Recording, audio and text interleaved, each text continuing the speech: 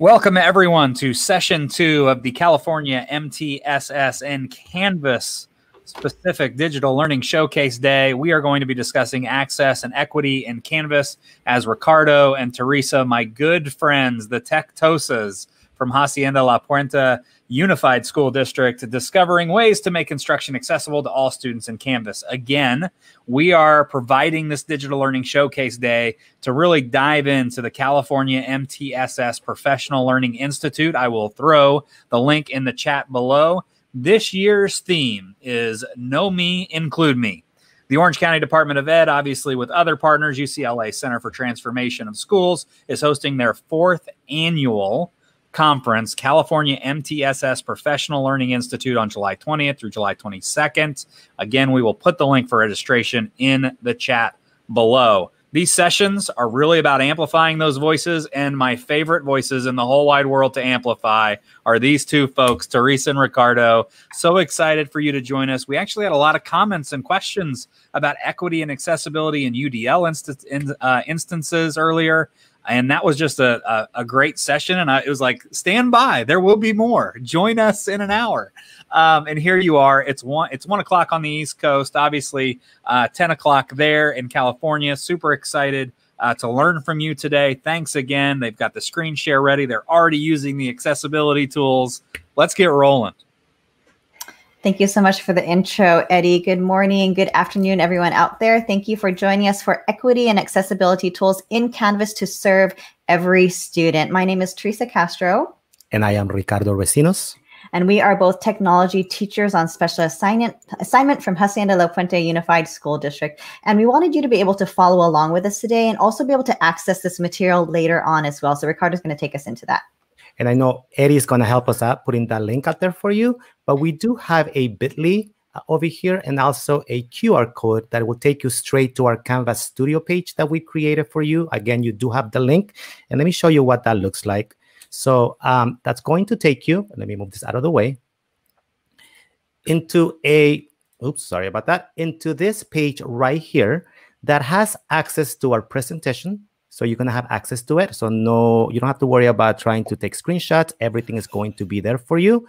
And here we wanted to make this a little bit engaging for you. So we do have a Padlet, and Teresa is going to talk about the Padlet right now.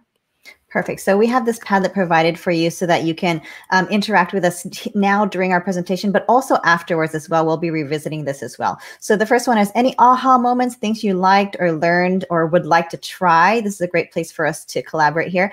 Questions that you have. You can, of course, add your questions with whatever platform you're using to watch us right now, but you can add them here and we'll go back and make sure to answer them. And we also can answer each other's questions as well.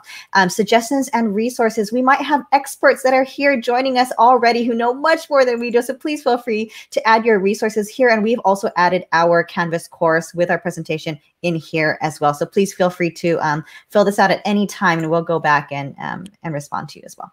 Padlet is such a great tool, and notice that we decided to embed it inside of Canvas, so you have no need to get out of the Canvas resource page. You'll be able to access and add your questions right in here. We did this presentation of something similar for our district before, so you do have access to that recording in here. You'll hear us talk about Canvas Studio, specifically Canvas Studio Captions, so you'll have that access to that presentation we done before. We also added how to add captions in Zoom in here. We think captions are so important when we talk about accessibility. And finally, we have any resource that you see today, you have the linkable links over here for you to just click and be able to get to them. And finally, our contact info, our emails, our social media.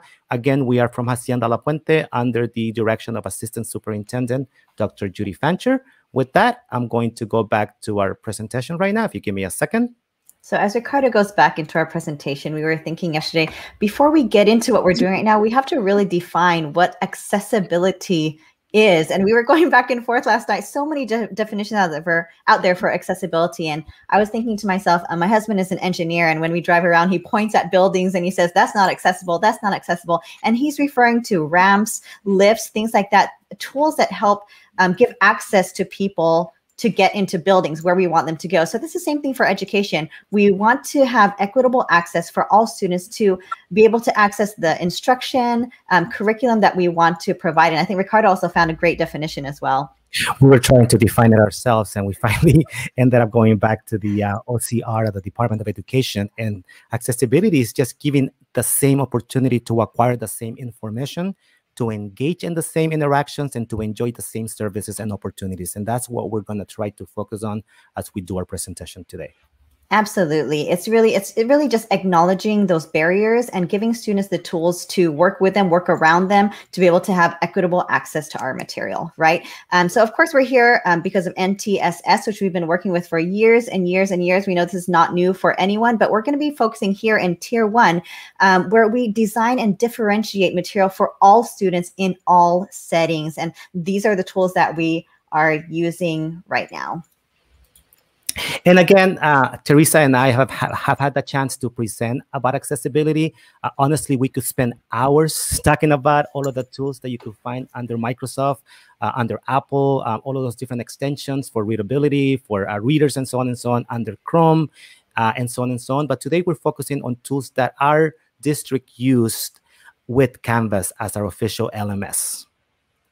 Definitely. And if, of course, you want to know more about all the things we're going to share, join us on, I think we're on July 21st with the conference that Eddie mentioned earlier. So here's a quote that really hits home for us. Students would rather go without than stand out. We need to move from assuming access to ensuring access in classrooms. And this really hit home for us because Ricardo and I were both ESL students when we came from other countries and we came here to learn. And so I really asked Ricardo to share this really powerful story that I think applies to him, but also to a lot of our students today. So Ricardo, if you don't mind. Yes, I read the quote and it said, rather go with that than to stand out. And for me, it was even, I wasn't given the chance to have that access. I came here when I was 16 years old from El Salvador due to the Civil War, went to a high school in East Los Angeles, Garfield High School. And I remember I was given an assessment on what I knew in math and in English, but it was given to me in English. I didn't understand anything. So they assumed that I didn't know anything. I still remember my high school counselor at the time saying, pobrecito no sabe nada, which means he doesn't know anything. And because of that assessment, I was placed in remedial classes and I stayed there. You know, I didn't have anyone to speak for me until I had this high school college counselor and a teacher that you might know by the name of Jaime Escalante. If you ever watched Stand and Deliver, they came into my homeroom, they talked to me, they took me out of that classroom, gave me assessments in my language, and that basically changed my life. So when I think about accessibility, that chance that I wasn't given, right? And the chance that we can give our students.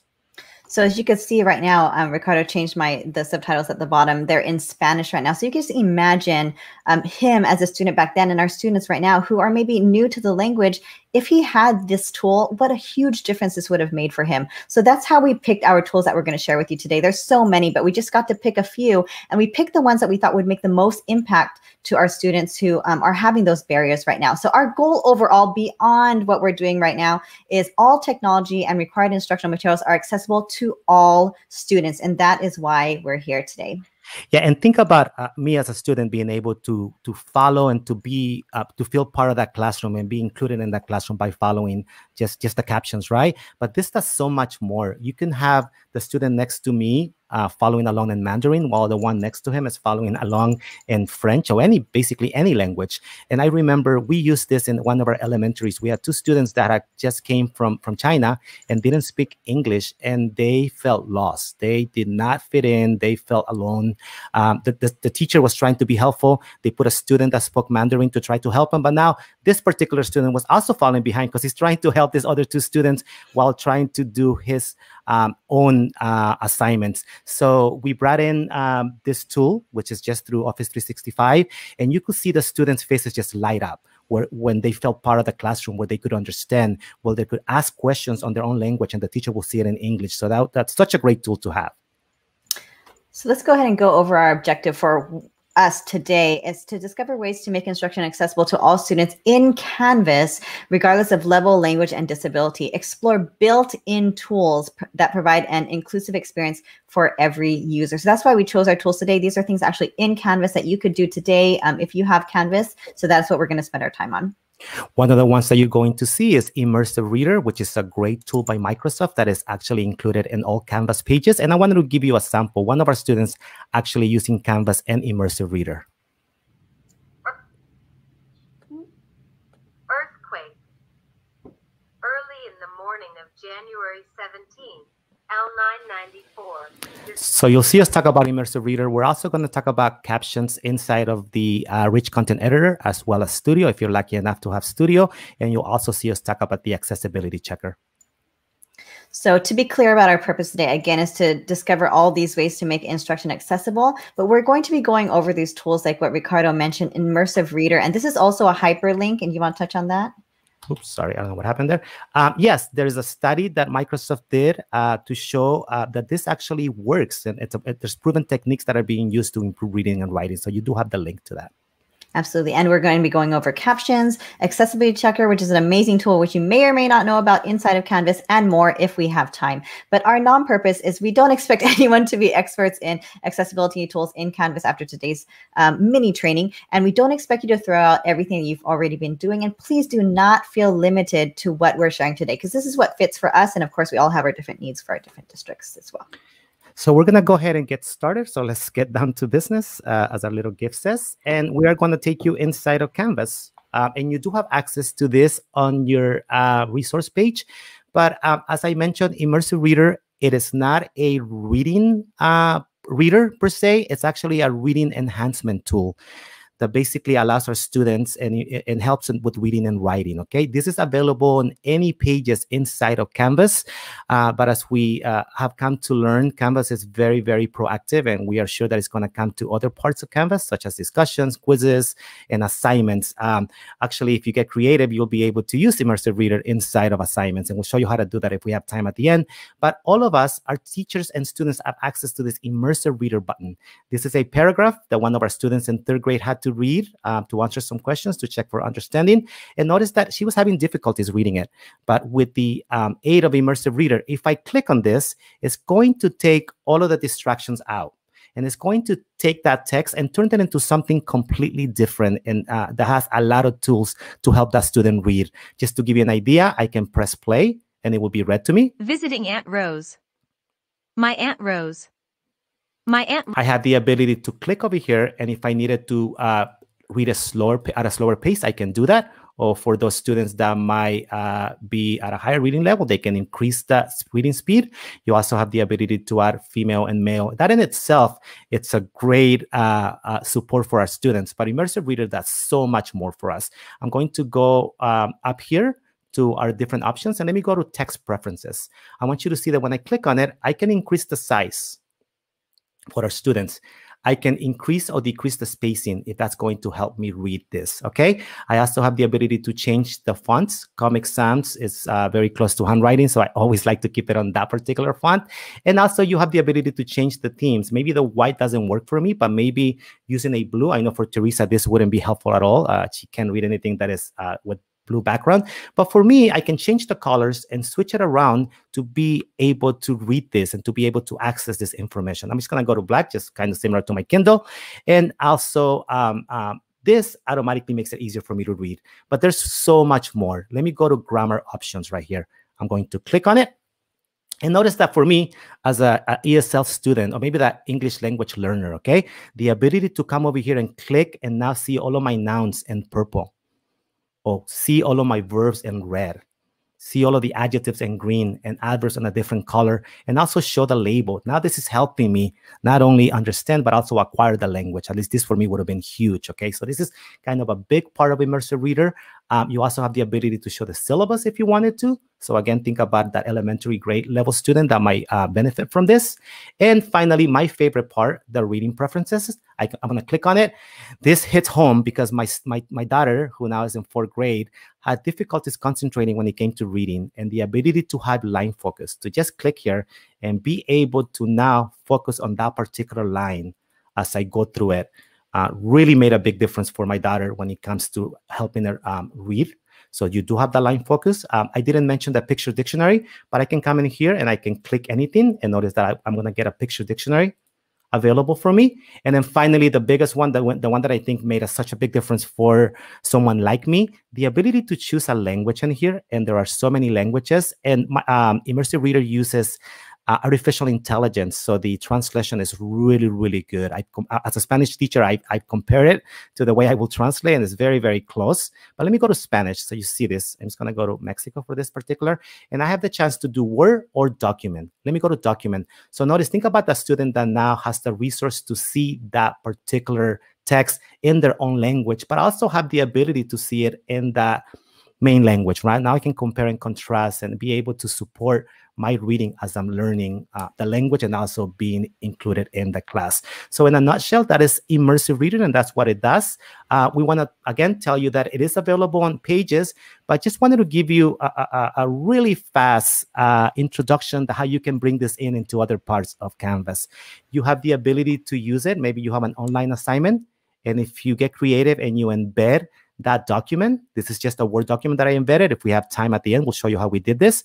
But we have these questions that the kids are going to be answering. But if I go to the bottom, notice that I have the ability to open this up. And now Immersive Reader is right there available for me. So I have the ability to do that. Our district is lucky enough to have Office 365 cloud assignments as part of our assignment type in Canvas. So just to give you an idea, our students will click on the assignment. Okay, it's going to load that document for them. It's going to take a second. And now, if you are familiar with something like Google Classroom, right, where it used to make 30 copies for all of our students, so each student had their own copy, this does the same thing. Notice that I have Immersive Reader right here. I can go in here. Each student will get their own copy. They can come in here. They can edit. Okay, it makes a copy for each student.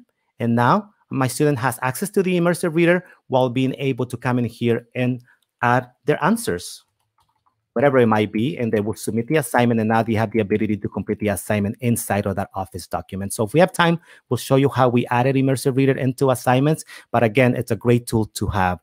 That's what we are going to cover today when it comes to Immersive Reader. And I know we're going to move on to accessibility tools. So I think Teresa is going to share her screen now. Okay, so but before we share my screen, I just wanted to touch on Immersive Reader really quick, because it's such a powerful tool. Because of course, in the beginning, you have to teach the students how to use it, but this is not something extra that the teacher has to do. So when you're providing instruction, you just go on as normal, and the students have this in their tool belt to use so that they can access whatever you're trying to provide, if it's help with language, how to read material, things like that. So it's not something extra the teachers have to do once they teach students how to do it. The students, pretty much self-serve and help use this as a tool to access what you're trying to provide. So just want to, add that in there as well. So I'm going to go ahead and start with accessibility checker. If we can share my screen, please. So if you are unaware of Accessibility Checker, it is a tool inside of Canvas, and it might not seem very exciting, but I thought it was pretty exciting because when I was back in the classroom, I was a general ed teacher, and I wasn't sure exactly the little things I could do to help all my different types of students gain equitable access to what I'm trying to provide. So I decided to do it here inside of Canvas so that you see, and it's kind of hard to understand, so we're just going to show it to you because I think it's easier that way. So Accessibility Checker helps us with links, lists, images, structures, tables, and things like that. So I'm just going to go ahead and continue inside of assignments here in Canvas. So here's my slide at the top, just so that we know what we're talking about. If you don't know, at the very bottom of your RCE or your rich content editor, there's this little dots that you could use to make it bigger, if you didn't know that. So links and lists. So for links, we're being told it is best to be as descriptive as possible, to integrate the link into your sentence. So a good example would be if your link was coronavirus disease 2019, rather than just click here. How many of us have actually done that just said click here? I do that all the time, but it is best for our students to be more descriptive in our links so that they understand where they're clicking. And also lists. You can already see visually right now, it's so much easier to read things that are listed out in bullets rather than just having things scattered around. These are things that, I don't think about all the time, but with the use of Accessibility Checker, it does it for me. And I'm going to show you what I mean by that. So down here, I just typed this out.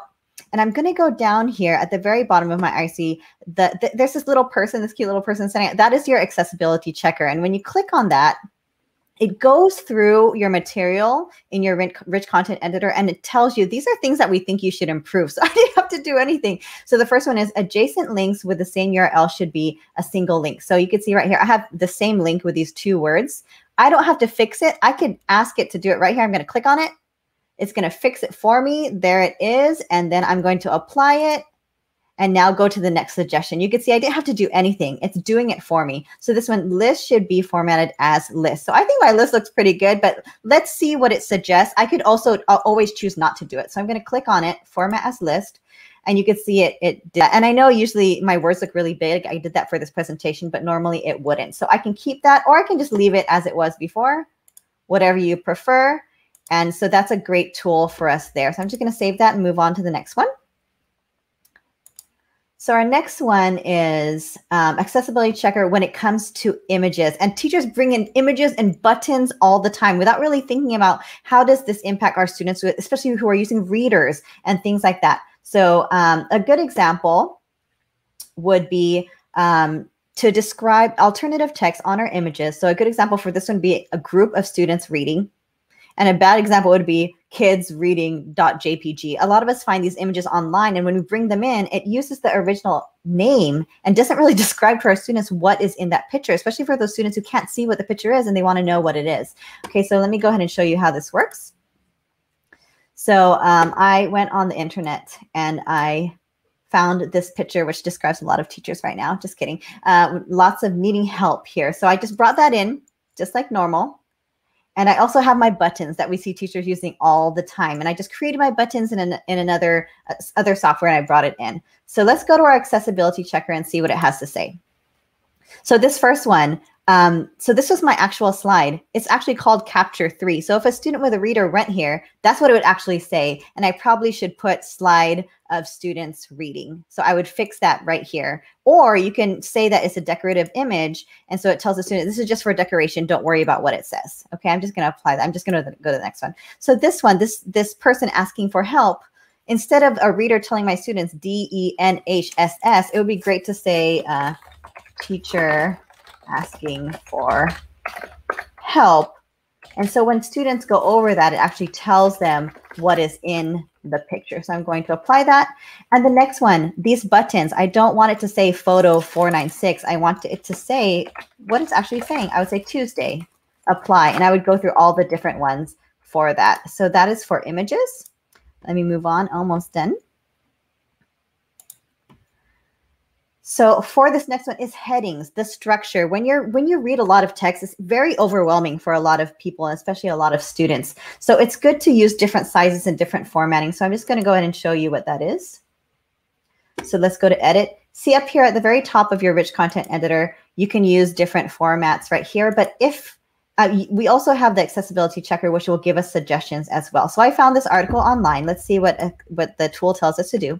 Headings should not contain more than 120 characters. So you can see my heading right now, it's pretty big. Usually your titles and headings will be a lot shorter. So I can choose to alter this, make it shorter, or you know what, maybe I want to leave it. Let's see what it does.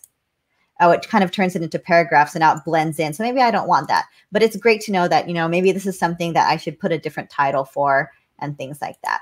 Okay. So let's go ahead and go to our next one. And this one right here, tables. We do tables all the time, especially when it comes to showing schedules. So here's a schedule right here. And I'm going to go ahead and edit this so that we can use this tool and see what it tells us. Okay, so one of the issues here is it says table should include at least one header. So I do have headers there, but they don't stand out. It kind of just all blends into itself. So let's see what it does for us. So let's say it's a header row. And I know you could barely tell because it's in blue right now, but let me go ahead and close it so you can see. Oh, just kidding, because I didn't actually apply it. So the header row, actually, I'm going to stop right there. I'm going to apply it to header and column. So header row means that it's going to highlight that header row and kind of bold it for you to make it easier to see. Header column actually makes the stuff on the left, the column, to be bolded and stand out for you. I'm going to choose both and show you what it looks like. So I'm going to apply that. And you can see right now my headers are now in bold so that they stand out a little bit better. And my headers on the left are also bold, so that stands out to the students too. It's a little bit easier to read. And another suggestion, which it didn't do for me right now, if I didn't have a title here, it would tell you to put a title as well so that the students know what this table is about. Okay, so I'm going to save that. And I believe, let me just check that I don't have another one. Nope, that is all for the accessibility checker. Okay, thank you, Teresa. We're going to finish talking about captions. And Eddie, if we can share my screen again, that would be great. Thank you so much. So again, Rich Content Editor, such an amazing tool, available in Pages, discussions, I mean, anywhere in Canvas. Okay, so let's go ahead and go to the Rich Content Editor. And I'm just going to call this test because I want you to see how captions will work. Our district is lucky enough to have Studio. And Studio makes this a lot easier. And if your district does not have Studio, we highly recommend to look into it. And we'll show you what that looks like and how easy it is to add captions. But if you don't have it, through the Rich Content Editor, think about how powerful video is. Not only for that teacher to be able to create those connections, especially during distance learning, being able to see that face, right, and hearing your voice for our students, but also for our students to be able to show mastery through video. Maybe the one that is not writing a great level, they could show that video. But in addition to video, you have the ability to add captions to that video. So I'm going to go into the Rich Content Editor, and I'm going to click. And in here, I have the ability to record. So if I click record, it's going to open my camera, and I'll be able to record a video. I'm not going to do it right now just because we don't have time, but I'm going to add a file with the video already that we created. And what I want you to see is once you add that video, Canvas is going to ask you, do you want to add captions or subtitles? So I have this student in my class that does not speak English, just came from another country, Latin America. So I can come in here and I can say add captions and subtitles. Okay, I'm going to select a language and I'm going to pick English first, and I'm going to add the file. On our Canvas course page, we have added access to a template or how to do this. It's very easy. You just add what you are saying in the video and at the right times. So I'm going to add that in there. So it's in there. And let me add the Spanish one too. Let me look for Spanish. I have my file already. Again, you do have the template available. So I'm going to add it in here. And let me add the Spanish one. And notice that now I have access to English and Spanish. So now I'm going to submit. So now that video for that student has the ability to come in here and notice that I'm going to play it. Hey everyone, I'm Teresa Castro, and I'm excited to be here with you today. And I can switch it Let's to Spanish. Get started. And if I switch it to Spanish, now those captions will be Hey everyone, in Spanish. I'm Teresa Castro, and I'm excited to be here with you today. So a great option to add captions inside of the Rich Content Editor. I mentioned Studio before, and I just want to show you that if you do have Studio at your district, you have the ability to create collections of videos, whether are videos that you created yourself, videos that you brought in from YouTube, videos that you added from anywhere. And this gives you the ability to actually bring those videos and automatically add captions in English. So you wouldn't have to write those captions. You just have to correct them once it does it for you, but it automatically does it for you. So now that I have it set up, I can play it. I can come in here. We're going to be learning about I can turn the captions on and notice that they're automatically added inside of my video using Studio. So a great tool to have. We highly recommend Studio. Okay. As I mentioned, Canvas is always adding new features and so on and so on. So I wanted to show you a couple of things. This came in last month. If I go to my account and I go to settings, you now have the ability to add or to actually enable auto show closed captions. So any video that has captions that is available in there, you can come in here. It's disabled by default, but you can go ahead and hit enable, and now you're going to have that in there. So very powerful tool to have in there. Something that also our students really appreciated in our classes, and I'll show you that right now, is our teachers started using emojis.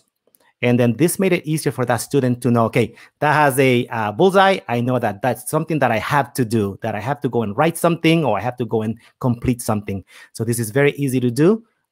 For us, if you're using a Windows machine, I can just come in here to an assignment. I'm going to say no right there. And just hitting Windows period will bring the emoji keyboard for you. So you have the ability to come in here and just add emojis if you wanted to. And that really, really helped our students and also our teachers when they were using assignments inside of Canvas. That was a big one. And finally, one that we saw that was a big help for our students too was the calendar. Sometimes by default, our students will go to our calendar and notice that they had so many assignments. I'm just going to go to any particular day. And there were all these assignments that were due. See, here we go. And they didn't know what was due and what wasn't due and so on and so on. And we noticed that they started using the agenda view. And the agenda view gave them a better view of what was due by day, what they had completed, when it was due, and so on and so on. So this was also a great tool that Canvas provided. Finally, something that you might have noticed when you go to your settings, you can click on it. You can use high contrast if you have difficulty seeing something. I have it turned on by default. Let me turn it off, and you're going to see that it's going to switch the way my canvas looks. Notice how we changed the colors for it. So I always have that on because it helps me with the high contrast. And I'm going to reset it, and that will change the way it looks. So again, that was captions, that was emojis, that was the contrast. And these are all great tools that you can use. And I know we're almost running out of time. Teresa, is there anything that I miss? No, you know, there's so much we want to share, but again, we'll be sharing more at that next conference in July, at the end of the month. Again, if you want to get in touch with us, our information there is in our Canvas course that we shared it earlier. Please email us at any time. We'll be happy to hear from you. So thank you so much for joining us today. You never run out of time, Ricardo and Teresa, just so you know. We could be here for hours with you folks because of all the great resources you share. And a short teaser then. Join the MTSS, the California MTSS Professional Learning Institute. Their conference is coming up. This year's theme, Know Me, Include Me. We've got the links all in the comment section below. Make sure you check those out to register for that conference happening on July 20th through the 22nd. I can't thank these two enough. They are fantastic presenters. They always bring the heat in every session that we do. Lots of thanks coming in over the social media side. Misty here says, thank you so much from our Facebook page. We appreciate you so much. We're here all day with California, and there are so much more so much more stuff to share, so many more sessions to look at, including the next session, PBL and PL, supporting learners through best first instruction. I cannot wait to dive into that section as well. Join us, share, like, do all the things that will allow your administrators, your other teachers, people in your PLCs and PLNs, your professional learning communities to get involved in today's session. Absolutely. Thank you so much from Ray. This was awesome. Thanks. That's exactly how I feel, Yar, every time these two folks get on the screen with us on a Canvas live stream. More to come, obviously, all day today, celebrating California and Canvas and the MTSS. We'll catch you on the next live stream coming up in about 30 minutes, right at the top of the hour.